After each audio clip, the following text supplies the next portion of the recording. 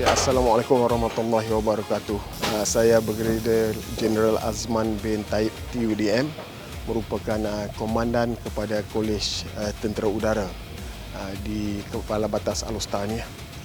Okey, untuk pengetahuan semua, di belakang saya adalah sebuah pesawat Air Force Skyhawk yang telah lama dimiliki oleh pihak TUDM.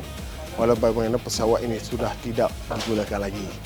So kita telah menyumbang pesawat ini kepada UTHM bagi tujuan kajian, untuk buat kajian dan penyelidikan.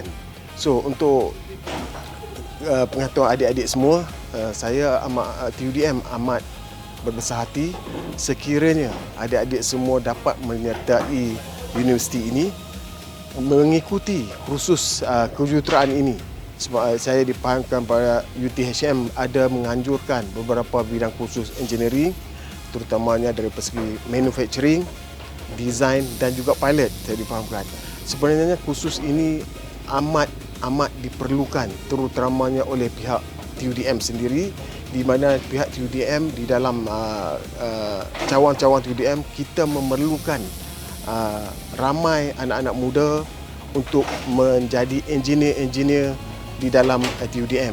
So saya percaya bahawa sekiranya adik-adik di luar sana mengikuti kursus yang ditawarkan di UTHM ini, peluang untuk menyertai TUDM adalah amat tinggi dengan kepakaran yang akan dituntut ataupun ilmu yang akan diperoleh daripada UTHM ini akan amat berguna untuk di dalam TUDM.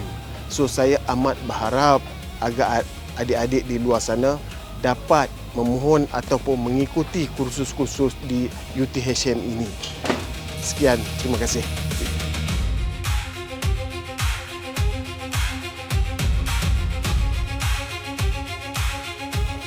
Bismillahirrahmanirrahim. Assalamualaikum warahmatullahi wabarakatuh. Alhamdulillah, ya, kita menempuh kejayaan lagi dalam bidang aero angkasa, yang mana UTHM mengorak langkah berjaya mendapatkan sumbangan daripada Tentera Udara Diraja Malaysia, iaitu di belakang saya ini sebuah pesawat Air Force Skyhawk, pesawat tempur yang mana sebelum ni digunakan macam lebih kurang Top Gun dalam Malaysia lah pada zaman tahun 80-an.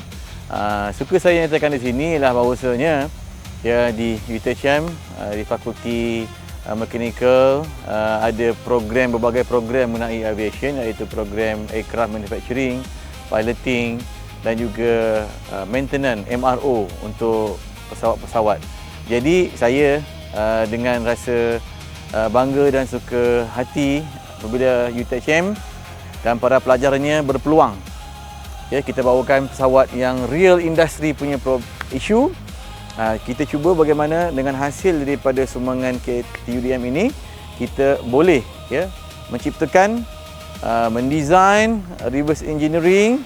Kita lihat material bagaimana untuk melahirkan graduan-graduan yang lebih bersifat inovatif, dengan harapan satu masa nanti Malaysia dapat, ya, mencipta dan mengeluarkan pesawat sendiri.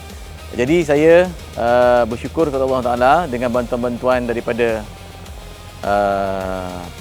pihak UTHM, ya, NC, TNC, dekan, timbalan dekan dan semua yang menguruskan proses-proses daripada awal hingga terakhir dan berjaya mendapatkan sebuah sumbangan daripada TUDM untuk kegunaan UTHM dan juga untuk masyarakat dan juga mahasiswa yang berada di SAM. Okay, saya sudahi wabillahi taufiq wal hidayah. Assalamualaikum warahmatullahi wabarakatuh.